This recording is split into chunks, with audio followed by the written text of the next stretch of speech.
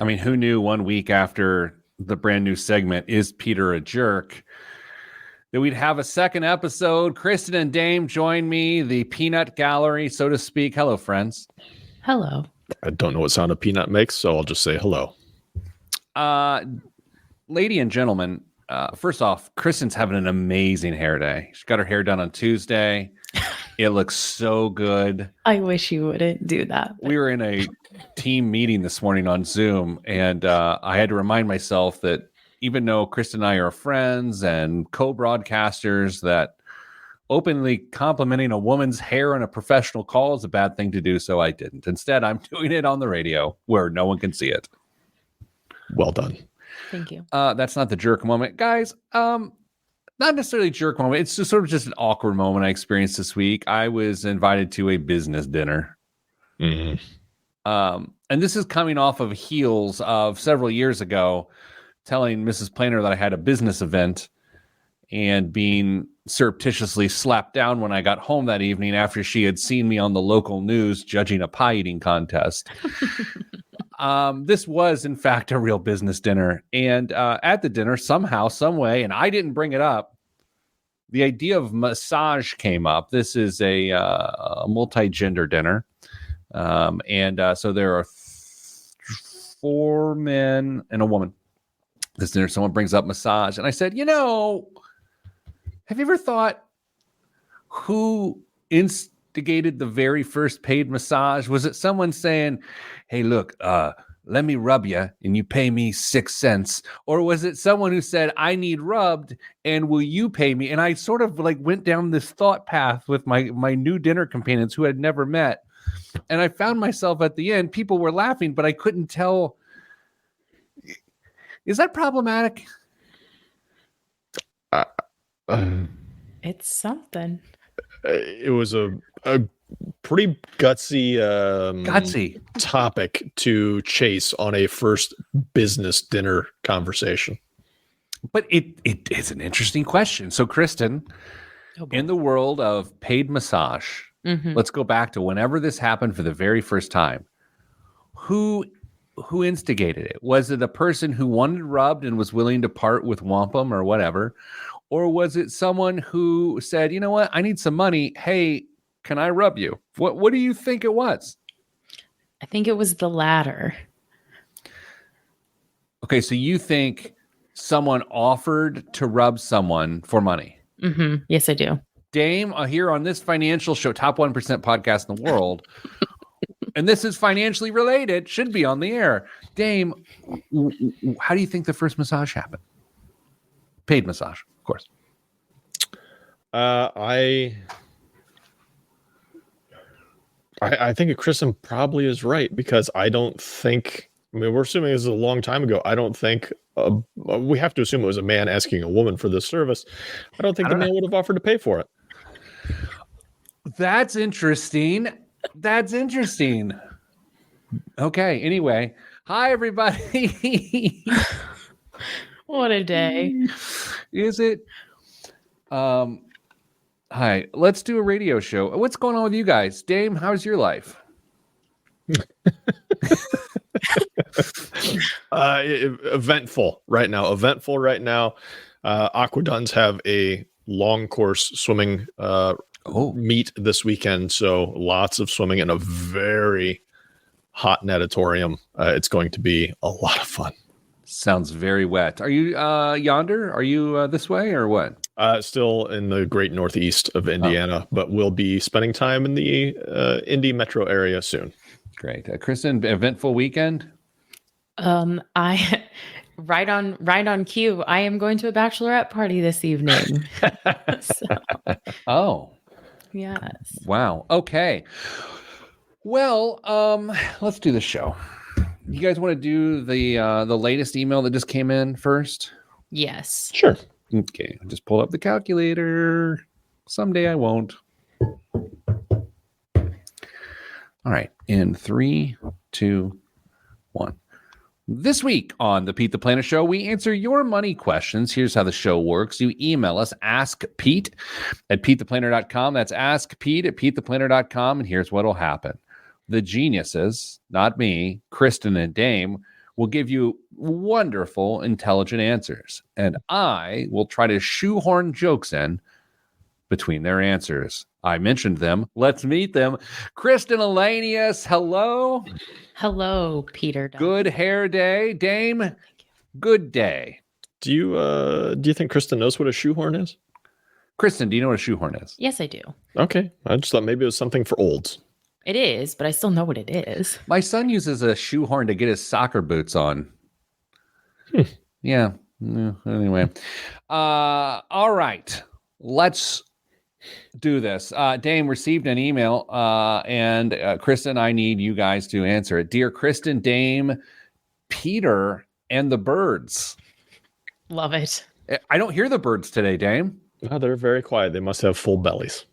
Did you eat the birds? No comment.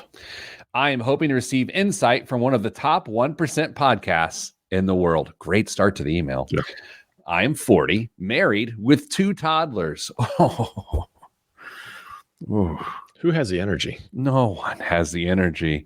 Currently, my wife and I bring home about $175,000 a year. Dame, I am going to need an actual timeout here. Got it. Do you think bring home means after taxes, or do you think bring home simply means that's their salaries? I am going to go under the assumption that they actually bring home 175 a year. Kristen disagrees. Yeah, I disagree. I think that's their gross income.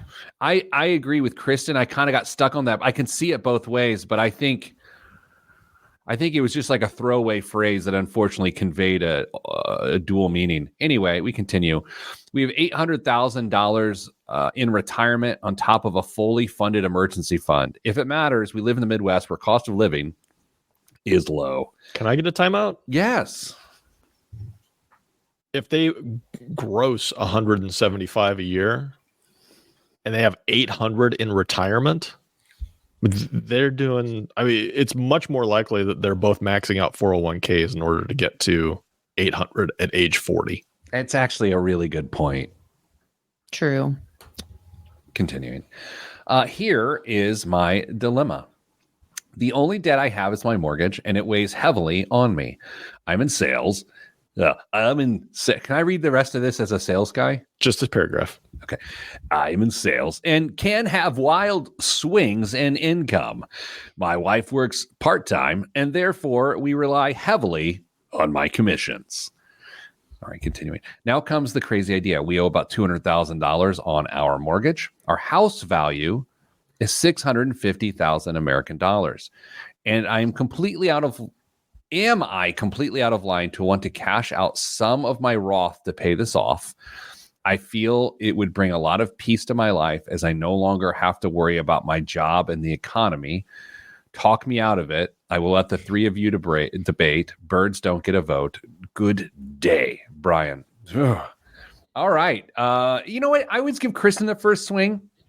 Dame, wield your axe. What do you got, brother? So I believe the question is, am I completely out of line to want to cash out some of my Roth to pay this off? Yes. Yes, you are. Okay. Yeah. First of all, for those of you that may not be familiar with how Roths work, we're 40 years old. In order to access all of those funds without any penalty, you're going to have to be of a magic age. Kristen, the magic age is? 59 and a half. Correct. Not there. So we only have access to the contributions to these Roths at this point, which I'm going to guess are less than $200,000. So that's a really interesting point. I had not considered the math of that, Dame. So either you're not going to pay it all off, which if that helps you sleep at night, I guess that's a consideration. But if you do want to pay everything off, I'm betting you're going to have to pay some penalty and potentially income tax on the gains on that as well. And that's just it's not great. I would much rather you focus on building margin in your month-to-month life, which you likely already have since you're in sales already. You have some flexibility in where you're spending, and then just focus on getting that knocked out bit by bit, maybe with some bigger commission checks or bonuses or whatever come along. But I don't like the idea of cashing Roth out to pay off a huge chunk of money like that. Miscellaneous. Brian, congratulations on being so money vigilant that you have reached a place of over-analysis of your financial life. Welcome. Join me. Like, I love this because it's someone who is doing so many great things that they're like, well, how do I make sure that I'm prepared? I have contingency plan, not just like A, B, and C, right? They have an emergency fund. We make good money. We're saving for retirement. We're getting so far down the alphabet that now we are potentially coming all the way back around and could hinder our A, B, and C priorities by making this decision.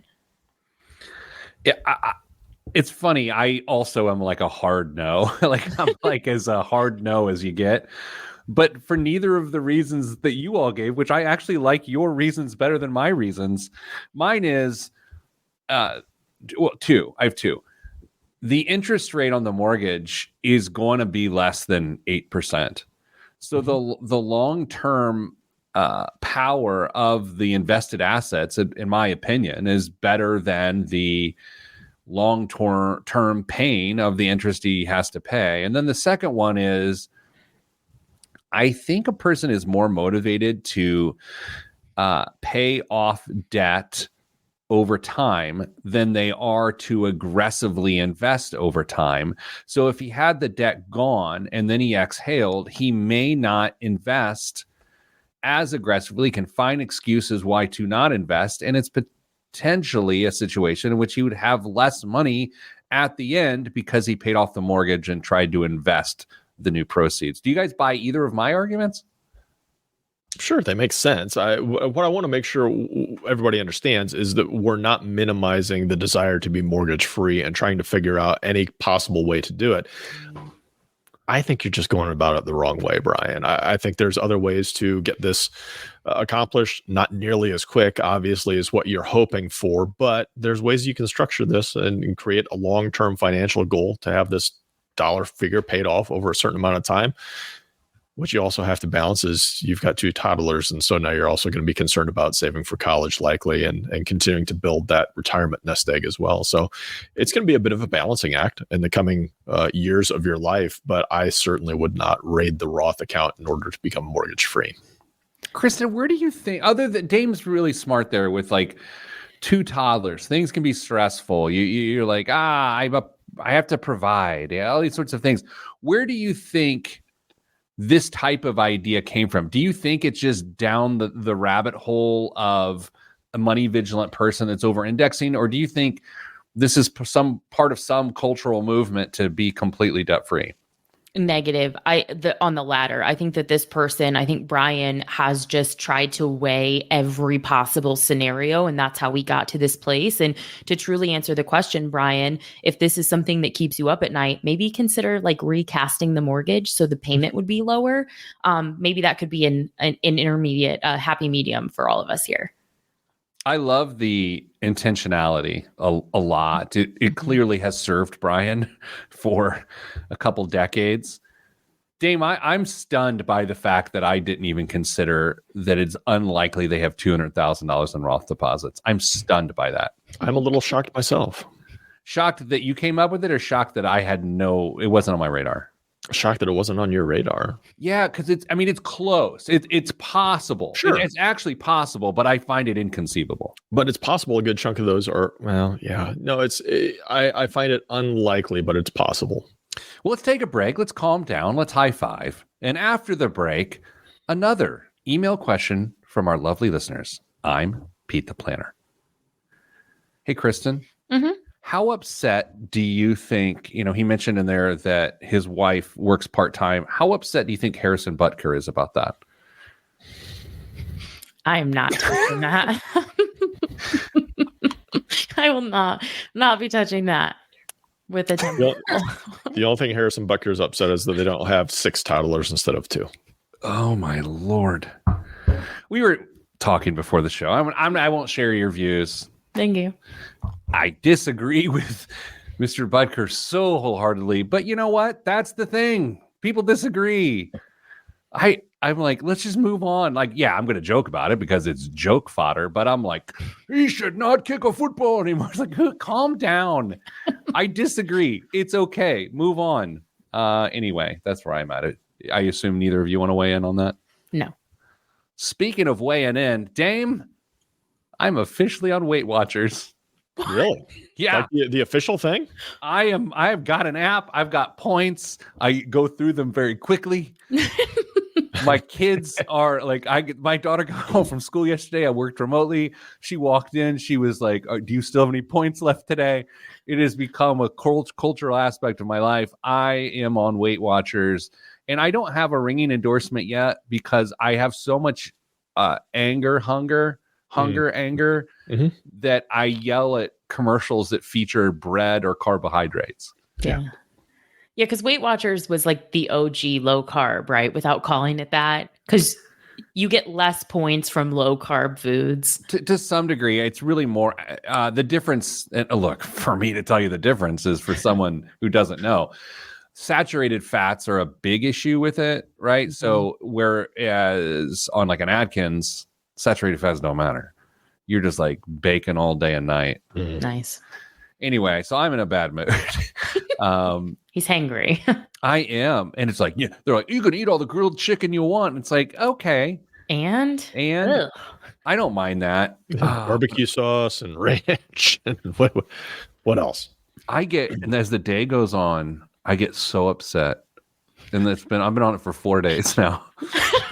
I'm so mad in the afternoons. My wife is like nervous around me, more so than normal. Probably messing with your most prized and favored ritual in the evening as well, isn't it? Interpretive dance? Like, what were you going for? Pouring a cocktail.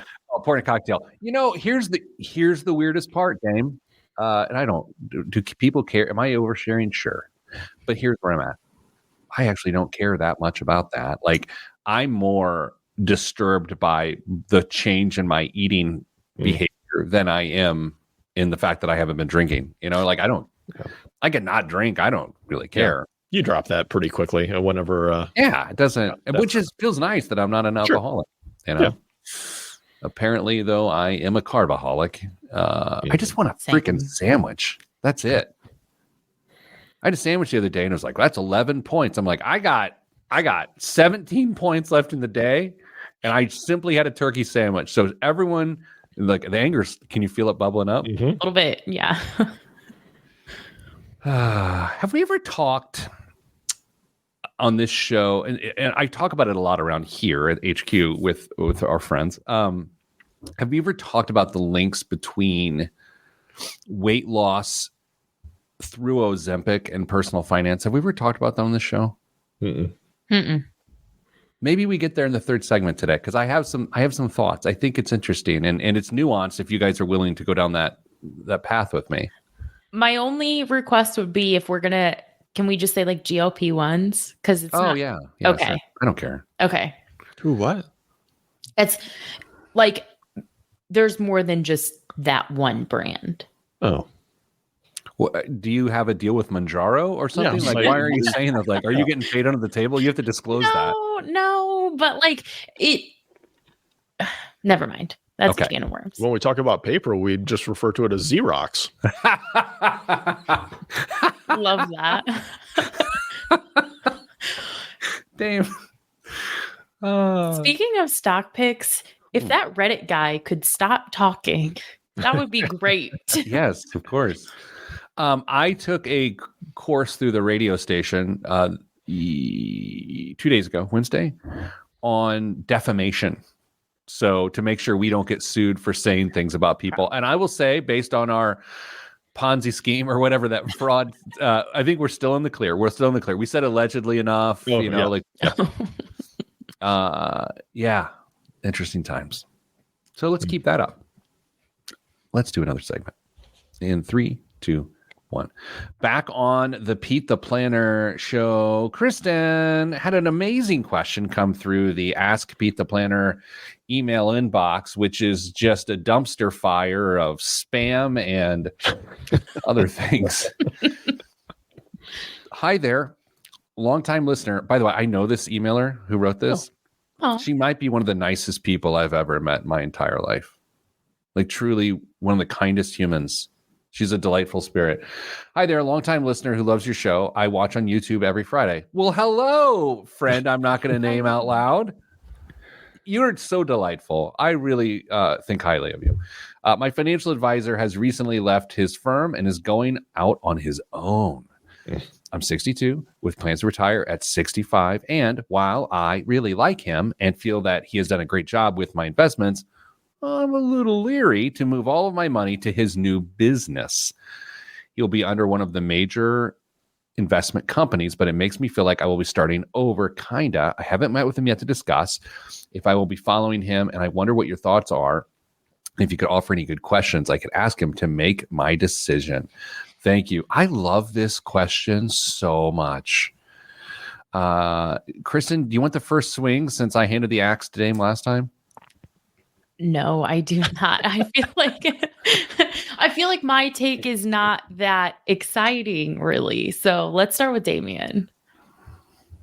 I really wish we had this person in our chat that's going on side of our stream right now, so I could ask a few questions and hopefully get a few answers, because I'm really curious as to where the feeling of starting over is coming from. I'd like to dig in there a little bit and try and understand what the anxiety is that's surrounding that.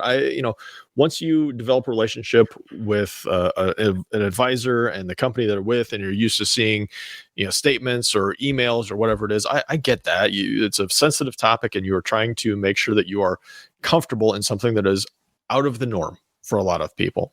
And now one of those variables is changing. The person that's still giving you the advice is still there, but you have no experience with the company you're moving to. And I get that. But what I want to make sure, and what I hope has been explained to this listener, is it doesn't necessarily mean that the investments are changing at all.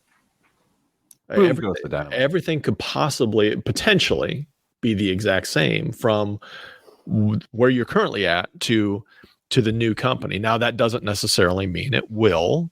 And I mean, there are a couple questions that I have in my head on where is he moving and why is he moving, and will there be some potential conflicts? They're not really conflicts, but incentives or encouragements to sell certain products at these places.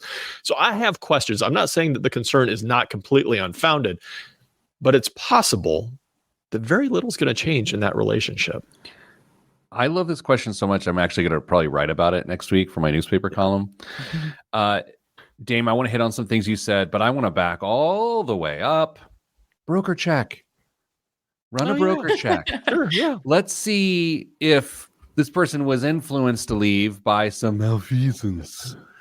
Yeah. Like that's a good place to start. And I would argue if they're going to a big firm, it is unlikely that malfeasance was an issue. But I would also go to Indiana Criminal Records database.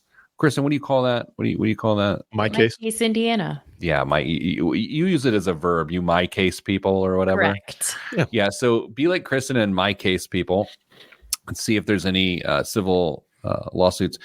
Dame, you're so right, because if the assets transfer in kind, and the person that told you to get those assets in the first place is the same person, as long as they stay in kind and all of a sudden there's not a bunch of transactions, then you'll be fine. And I think the question is, okay, I assume we're sticking with the same portfolio because it's still the same brain managing my money. But if this is like, well, I had a variable annuity at this place and now I'm moving, so now I'm going to get a new variable annuity with surrender fees. No, thank you. I'm not interested in that. Right? Yeah. I mean, criminy. You've seen this 100 times at least in your experience that, somebody comes in, new client, and back in the day, if they didn't have certain limits, you were probably selling them A shares or C shares to try and just get them invested and do this.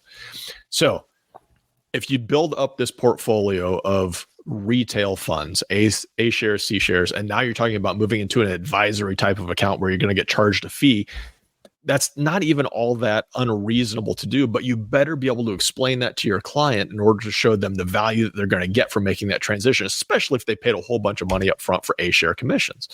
So, I mean, if we're talking about moving from one broker to another broker, and now there's going to be huge portfolio turnover as well, I mean, that's a question that I would be asking. Okay, where am I seeing the value? What advantage does this give me on top of that? So, I guess my first question that I would ask this individual is, what's happening to my portfolio? Yeah, Are there major changes coming my way in the investments I've got? So my question is in the second or third sentence. It says, my financial advisor has recently left his firm and is going out on his own. But then we say that somewhere, what did they say? Under one of the major investment companies? Are we just talking about this is the platform for the, like he, let's say, are we saying that this person was like done squared investments and Peter and Damien were working together and then Dame went out on his own and now Damien's choosing a different company to manage? Like, I'm confused by the terminology. If I had to guess, it's going to be like Joe Smith is leaving Edward Jones and is now working with LPL, and they have their own RIA. They've got their own shop, and they're out on their own. They're not underneath somebody else's banner. It's funny you say that. By the way, these are hypotheticals. So yes. The names we're mentioning do not read into. I had a sense that the person was an insurance-based financial advisor and is moving to an Edward Jones. Interesting. That is interesting. And that could be dynamic, because if the primary assets are an annuity, and I don't know why I think that. I simply don't. If that is the case, then you get into surrender fees. You get into, actually, we're going to manage this with equities and debt instruments. Like, the fees start crack-a-lacking, right? Okay, well, what are my annual fees going to be a year? Or the other reality here is this is terrible. This has nothing to do with her. This is the person maybe just felt like they're going to get more support with their career going forward, which is my hope. Dame, how much do you think it matters how old the advisor is? Because in my mind, I'm like, if this person is younger than you and me or about our age, makes a lot of sense. If the person is in their older 50s or 60s, it doesn't actually make any sense to me. I don't know about that. I know a few advisors that I respect very highly who made a change in their early to mid 50s. A major change from one dealer to another, and it was in it was in everybody's best interest to do it. I'm not saying that didn't come out better for them as well. It certainly did, but it gave their clients a better experience as well. So I don't know if the age of the advisor has too much to be read into on this. Kristen, what do you think about that? Well, the emailer said, what is the most important, or what are good questions to ask? So is the most important question to ask why? Like, why did you move? How about, what's the impact on you? What's the impact on me? Is that the not how old are you? Probably. How old are you? Like, are you more of a Barney Miller or more of a Cheers? Right, wow. One of those. Okay. Things. Kristen has no idea what Barney Miller is. No. That's her age. All right, let's do this. I'm all worked up. I need to calm down. I'm going to light a candle, listen to some Zen music, and I'm going to come back with a hard-hitting take about GLP-1s in finance. I'm Pete the Planner. I'm so hungry right now. Actually, I'm not. I don't get hungry this time of day. I get angry around 5 p.m., like Pavlov's dog. Just anger. Did we really answer the question there? What's happening in my investments? What's in it for me? What's in it for you? How does this impact me? What's in it for the advisor? Those are 3 questions. Do we want to give any more? Are we supposed to be answering these? Yeah. Yeah. She said, what are the questions? What are good questions? And dig into, if you don't already know, like, this particular advisor's investment philosophy. Like, did they move because they didn't really believe in what they were preaching originally? Like, why the change? Which I could see if it was what Pete was thinking was Correct. insurance-based sales versus more. And while I would respect the move, if you didn't agree with it, I would be concerned that you were my advisor when you were under maybe a structure that you weren't as. Anybody can have a crisis of conscience, Kristen. Well, yeah, but I love that we have substance spilling over into the break. It's normally my tomfoolery that spills into the break. Hey, Mary, if you're still watching, If that's your name. It is, but no one knows anything. Mary, let me know what firm they were at and where they're going. Okay. And any of the things we just that wasn't a word. Any things. yeah, Any of the other things we just talked about that you may have information on, just email me. We'll get you a good answer. We'll take care of you. I love that question. I really do. If Mary watches every Friday, I would hope that Mary has recently done a broker check and I bet she has. Search. I bet she has. She's smart. I know she has. Okay. And if she hasn't, send us the name because it's something we love to do. Yeah, we love broker checking. Kristen loves to my case. You guys got an eye on the winning channel right now? No. I'm radio, Pete. I'm not paying attention to Slack. I'm locked in on you and Kristen. Yeah. Being locked in on me is not going to help you. I am not the person to lock in on here. I have been waiting for that. Yes. Okay. Okay, I'll go look. Yeah, go look. Okay. Dame. Hey, there it is. I'm going to do my best to come up with something that you guys can react to in this segment. Great. I've thought a lot about this, and I'm going to overshare during the segment. I know you both well enough to know that I don't think you're going to come down with a hard binary stance here that is insensitive, not to me, but to others. But I'm hoping you can find the nuance. So what I'm going to do is I want to set up this idea that behavior struggles in nutrition have parallels to behavior struggles in finance, and that GLP-1 drugs offer something that personal finance has yet to have an equivalent to. Okay. Dame, are we so far so good? Yep. I love oversharing. It just makes me feel better. This is my accountability. Just be like, send Weight Watchers points to Ask Pete at PeteThePlanner.com. Oh man, it's like carbon credits for Pete. Just the Weight Watchers points. Yeah, it's like Weight Watchers right now. It's like maybe we could do an endorsement deal with that guy. And I'm like, not yet, not yet, because I am on the precipice of trashing your organization on the radio. Give me another week to settle in. Defamation training. Oh my gosh. Here's the other thing I have to tell you. I went to my doctor the other day, and I have high blood pressure. Right? No. Yeah. He's like, okay, we're gonna put you on. I have not taken a medication like a monthly or a day. I don't know what even they're called. Dailies. I don't really do that. Probably for 20 years, I've not taken a medication. Right. So now I take one, of course. And the one thing that you're not supposed to eat on this is the one thing that I felt so good about with Weight Watchers points because I love them. Bananas. I can't eat freaking bananas because I will get potassium overload with this ACE inhibitor I'm taking. That I know.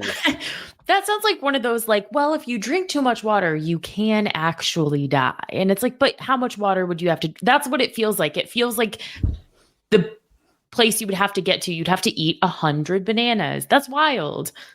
If you've ever tried to change I say diet, not in the verb. Have you ever tried to change your diet, your intake?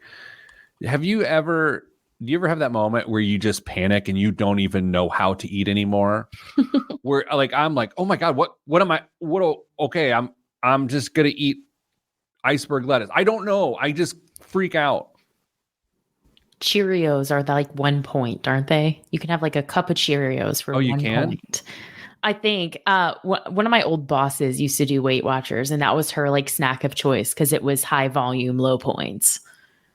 So there you go.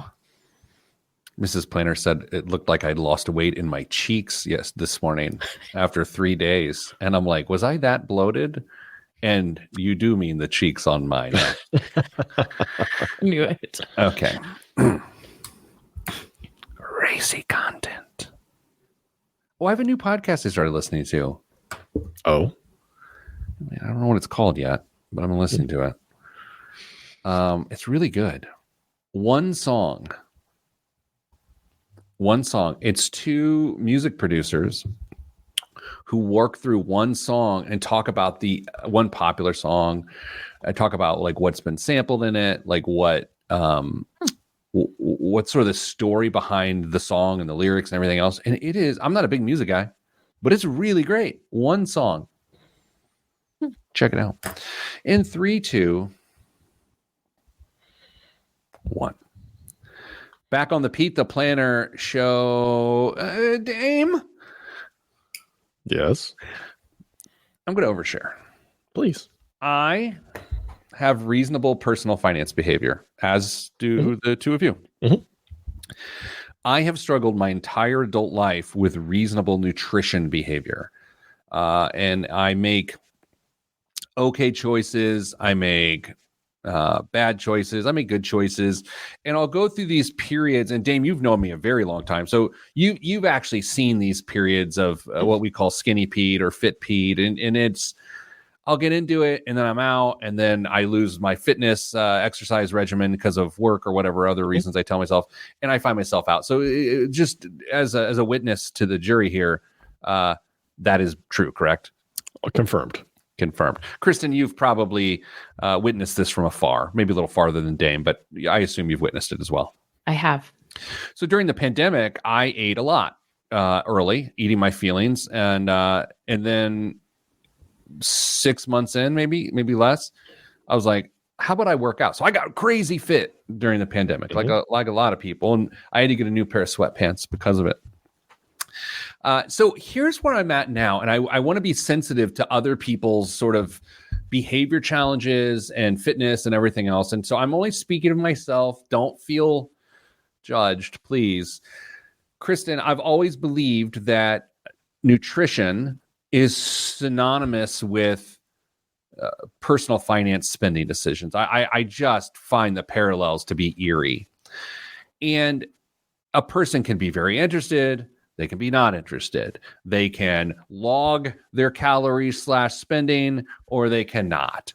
They can somehow just use the scale the way they would look at their bank account. Like, you get the idea here. Well, with the introduction of GLP-1s, which are weight loss drugs such as Ozempic or Mounjaro or Wegovy, I love the great names. Where I'm trying to get my head around, Kristen and Dame, as you two are the personal finance experts in the show, is there a personal finance concept or tool that is the equivalent of those drugs? And I'll explain a little bit more why in a moment. I'll just pause for a second because people want to hear you. Is there a personal finance tool, idea, concept that is similar to those drugs? Because if you go with like if let's say Weight Watchers is Dave Ramsey's baby steps, what is GLP-1 drugs? Anyone? Maybe it's just lack of exposure. Maybe at a higher net worth, higher income place, this is more likely to exist. Like when I think about like the 1%, surely, I don't know if this is how this works, but this is how it works in my mind, is like Taylor Swift goes, she doesn't manage any of her own dollars. I can't imagine she does. People are telling her they're spending on her behalf and they're telling her where to go and where to be and what to wear. And they're buying it for her, doing the things. So like the management, which isn't the same as a GLP-1, but is maybe the closest that I can come to on the fly, is like the lack of having to make those decisions at all. I like this. and I don't want to disagree with you because that's not the point of this, because I ask you to do that. I have a friend who has a lot of money. And recently I saw this friend and he looked amazing.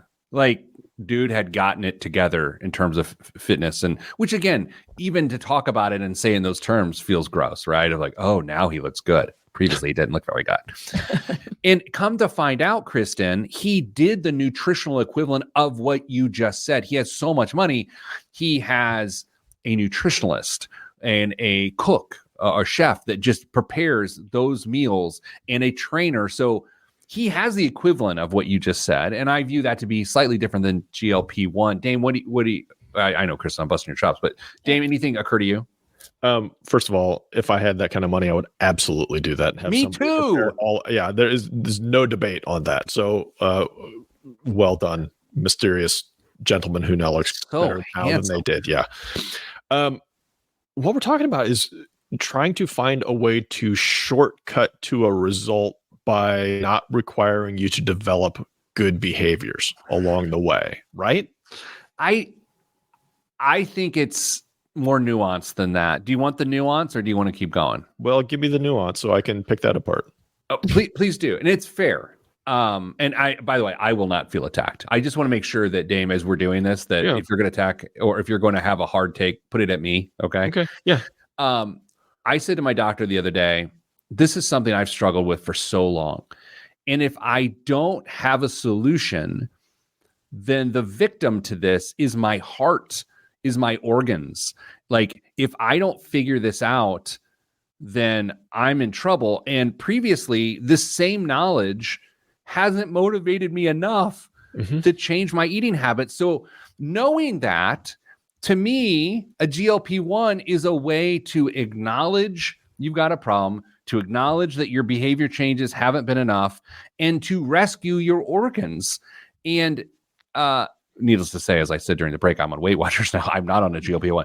But does that give you the more nuance I wanted to share there? I mean, it gives me context, absolutely. And I would be hypocritical if I said that I haven't had those same thoughts or struggles. Maybe the organs or whatever the reasons may be. But yeah, absolutely. And now we're both getting to the certain age where it matters. It counts. We're closing in on that. So, but what I often wonder is these drugs, they do have side effects. I mean, it's not like you aren't having a small roll of the dice if you're consuming them for this intended purpose. Whereas the long-term development of these skills would be a healthier alternative. And Kristen is shaking her head in disagreement. Please. With good hair, though. She's having an amazing hair day. To see that head shake with that hair doesn't feel as bad. I think maybe, though, a GLP-1 isn't defying the laws of thermodynamics. It's calories in versus calories out is still a thing. GLP-1s work, as I understand it. I'm not a physician, but as I understand it, a GLP-1 works by helping slow the digestion process and to quiet food noise. And that's usually something that people call to. And so it is actually helping your behavior, because in many cases, it's forcing the good behavior. It's forcing you to eat slower, to eat less, to be more mindful of portions. And the problem is, can you do that without the medication? So let's do this, Dame. And not that you're going to come back and combat that point or debate that point, because that's not the purpose of the segment. With what Kristen just said, which I tend to believe is the path of this conversation, what's the financial equivalent? I don't think there is one. I can't think of one. But when you were doing your opening to the segment and Kristen was talking about her example, I don't think there's an equivalent yet to this, and maybe there will be at some point in the future. But I just don't see a connection. Kristen, remember the business that you and Gail talked about? Yes. I think that is, and I don't want to go into it because it doesn't feel necessary, but that is the equivalent of the first thing we talked about. Correct. I have this idea, and really it sort of turns into my thoughts around what we do here at Your Money Line. So you're going to work with me. We got 45 seconds left for me to explain something that's very large. I believe the issue, and we're going to have to use a food metaphor with money, is that people don't want to learn how the sausage of their financial life is made. Mhm. They don't want to have to learn how it works. And so, why are we still fighting that? Mm-hmm. Can't we just give them sausage? Can't we give them a binary good, bad? I believe, and again, like from a tech solution standpoint of what we're building here, I think I have an answer. It's really freaking complicated, but it has to do with offering sausage as opposed to the recipe for sausage. And with that mystery, I will leave you that I have 25 Weight Watchers points left in the day, and we're going to a break. Coming out after the break, Blom and news. I'm Pete the Planner. Yeah, I said to my doctor this whole thing. He was like, damn it, who is this guy? Can you imagine dealing with me? And I don't know him that well. I see him once a year. He makes me call him Dr. So-and-so. And I'm like, okay, Jerry. I laid it out and he said, here's my 3 things of why I'm currently not inclined to prescribe you those drugs. And I didn't ask for those drugs. I just shared my thoughts, right? He said, number 1, they're crazy expensive. And and he goes, I don't know your financial situation. And I'm like, not a listener. But you can't afford it. But he didn't say that. He said they're very expensive. Number 2, when you stop taking them, and this is probably to Dame's point, you will gain back the weight. And he got plus interest. That's what he said, which I thought was cute. Then the 3rd thing he said, I had never considered, and it actually was the thing where I stood down. He said, let's say we do it. We get past the other 2. You will get a dose of one of the drugs. And then you will graduate off that dose to a different dose as we sort of get you dialed in. First off, finding that first dose of that first drug is nearly impossible right now. And then when we go to the second dose, it's not just 2 shots. It's just different thing. He's like, then you have to go find that, and you're unlikely to find that in its sort of hierarchy. So you'll have to switch drugs, start over, and now you've wasted thousands of dollars. You've fallen off, and the results will be even worse because of the supply chain issues. And I was like, well, that actually makes a lot of sense, and that's a really compelling case. Had you considered that you have to source these things? Yes. So if he hadn't, the 3rd point, maybe the one that pushed you over, if he had offered and been like, because I think some physicians are really inclined to say like, yeah, do it. If he had offered a GLP-1 instead of Weight Watchers to mitigate what do you have? High blood pressure? I have obesity. Yeah. I was saying this at dinner the other night. And my daughter's like a bio class. She was like, "Is it morbid?" And I was like, "What are we? This is too open. We're oversharing with these teens." Would you have said yes? Would you have taken it? No, because of the financial constraints. I mean, look, I can't fit $1,000 new expense into my life right now. Mm-hmm. Like, we are in the most expensive season of my entire life. I cannot fit $1,000 a month. It would have to take away for what? Funding my kids' college? Travel sports. Instead, I'm out of points. Travel sports. Oh, don't start me on that. I have an update to you two when we get off the air. Good Lord. Anyway, this is a very personal thing. And I'm just telling my story. Here's my disclaimers. I'm not making a judgment of anybody. That's just my journey. So do what you do. No judgment from me. Okay. Don't let me forget to tell you the travel sports update here. Whew. Okay. We ready? Mm-hmm. Yes. 3, 2, 1. This week's biggest waste of money of the week right here on the Pete the Planner show is the Spitbank Fort. Constructed in the 1800s and decommissioned around the 50s, Spitbank Fort is a unique 33,000 square foot piece of military history turned boutique retreat. fully renovated over the past 12 years of consistent ownership. The Spartan Outpost was transformed into a property with 9 guest suites, a bar, a restaurant, a wine cave, a rooftop terrace with a hot tub, and a sauna, among other amenities. The property is as well suited to be a private fortress as a functioning business, and sits a 15-minute boat ride from Gun Wharf Quays, with London just a short commute away. It and its 99,000 square foot sister island, dubbed No Man's Fort, will be auctioned by Seville's on June 18th. So for those that are not seeing this on our live stream, Dame, how would you begin to describe this? It looks like a house sitting on a giant inflatable raft in the middle of a bay. Yeah, it's like an island buoy or something. Yeah. Right. Yeah, Kristen, would you improve those descriptions? It literally looks like one of those water trampolines, and they put a house on it. Okay, but very tall. I mean, we're talking about what? That's probably 60 to 80 feet off the water.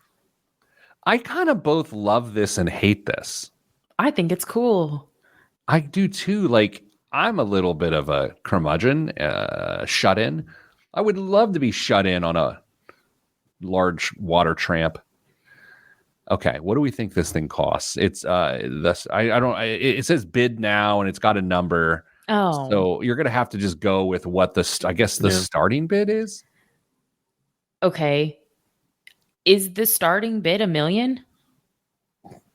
Is that your guess, or am I supposed to answer questions and ruin the segment? That's my guess. Okay, Dame. I'm gonna guess this starts at 10 million pounds. What does that mean? Convert that now. $1.27 million. Wow. Kristen is improving. Here's the thing, guys. I'm not sure this is a waste of money. I think if I had $1.27 million, I'm extra. I might use that. I need more pictures of that, because that's intriguing. I mean, there's a tank, there's a like a cargo ship in the background that looks. I understand perspective and scale, but it looks positively tiny compared to.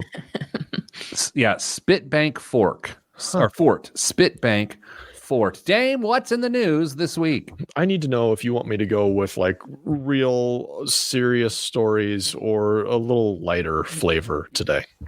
Kristen, you want you to determine that. I would like a real story, please. Oh my gosh. Wow. That felt judgmental to me. Okay. Like, that really felt pointed to me, but go ahead.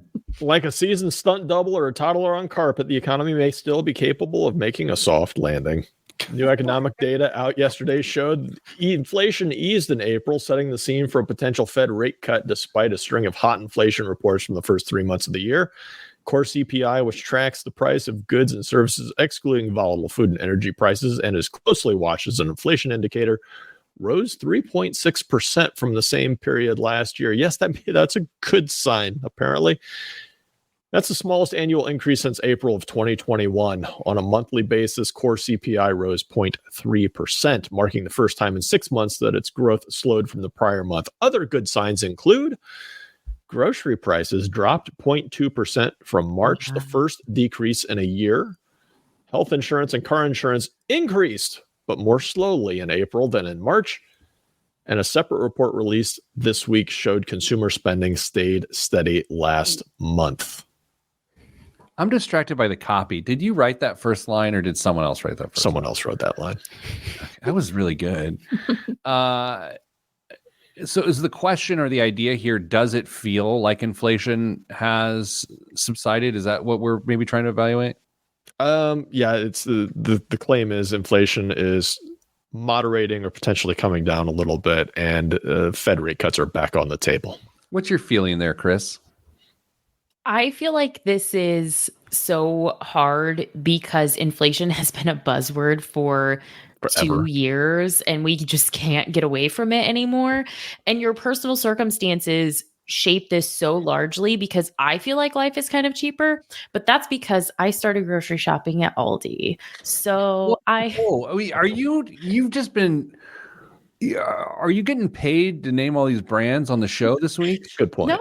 No, I have an Aldi quarter and it's so cheap and I love it. Dame, I talk about Weight Watchers on this show, and I'm like, I'm out of points and I'm angry. She's like, I go to Aldi, I got more money than I know what to do with. Now I do. Are you getting paid by them? No, I wish. Dame, I wish. Have you heard the thing of no landing, that we're not going to have a soft or a hard landing? We're going to have no landing and it's going to persist. Have you heard this idea? I have not, but I don't hate I don't disagree with the concept right now. Yeah, it just feels like it's going to keep going along. Yeah. You know, Right. it doesn't feel, I mean, look, you two know me as an optimist. I don't see an end in sight. I feel like interest rates are going to be this high now, much longer than we had expected. Feels like we are in a giant holding pattern and a tanker plane is pulling up in front of us to refuel so we can just keep staying in the holding pattern. Well, with the Dow hitting all-time high in this week, with S&P too, there's not going to be a huge appetite to futz with that. Yeah. What else was in the news?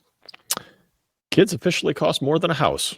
That's according to a report in Bloomberg citing new research from the nonprofit Child Care Aware of America, which found the price of care for 2 kids has surpassed rent payments by 25% in every state and is more than double in 8 states and D.C. Per the report, a married couple spends 10% of their income on childcare, well above the government's 7% recommendation, and the average child costs their parents about $11,600 per year, up 3.7% from last year. Lack of access to affordable care is a major culprit, Treasury Secretary Janet Yellen said in a January speech, but I think it's more closely tied to the palette of Takis my kids go through every month. She said that? No, I said the Takis part. Okay. I was like, wait, Janet Yellen made a Takis reference? No. Were you just testing to see if I was listening and not staring at the ceiling? I was looking. When I looked over, I was surprised to see you staring back at me. Yes. Kristen, you and I, and well, you two more than me, you see the numbers of what people spend on stuff. And I'm not here to dispute the 10% per child on childcare. Let's say that, okay, that equals 20%. People spend more on that than housing. A lot more than that on housing. Like, what am I missing here? I don't know, because I would agree with that. I mean, it's astronomically high childcare. I'm not saying people shouldn't be upset or messed up or whatever else. It's just like that idea doesn't even make sense. I don't know if you've got 2 kids in childcare. I don't think it's unreasonable to think that you spend more on childcare per month than you do rent. Yeah, but didn't they just say that it costs $11,000 a year to raise a child? One child, so that's $22,000 for 2. And the average child costs their parents 10%. $11,600 per year. What I don't know. Didn't they also say that it's 10% of their income? So people spend more. That would say the average house, if they have 2 kids, people spend more than 20% of their income on housing. And nobody knows. This was just a poorly written article. I apologize. I didn't write it, except for the Takis part. How dare ye? Dave, you have a quick 20-second story? I will read the quote real quick. Quote, "You have become the Michael Cohen and Harvey Weinstein of the FDIC, and I urge you to step down." That was what one representative in the U.S. House told FDIC Chair Martin Grunberg this week.